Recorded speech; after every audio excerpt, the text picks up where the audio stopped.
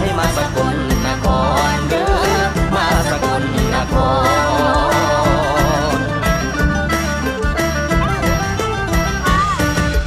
มาสกลนี่เด้องามละเบอละแม่นสาวไทยยอ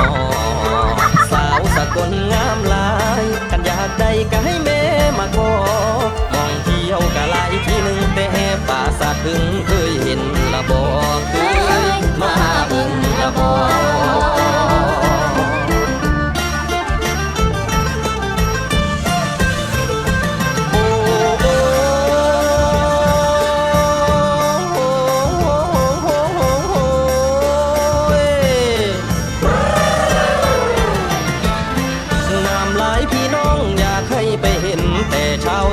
ขบวนยาวแท่นอนหิวน้ำก็กินละอยากกินให้ทอนม่วนซื่นแน่นอนมาสกุลเดือพอมีทองแต่ก่อนสืบไปบ่เศร้า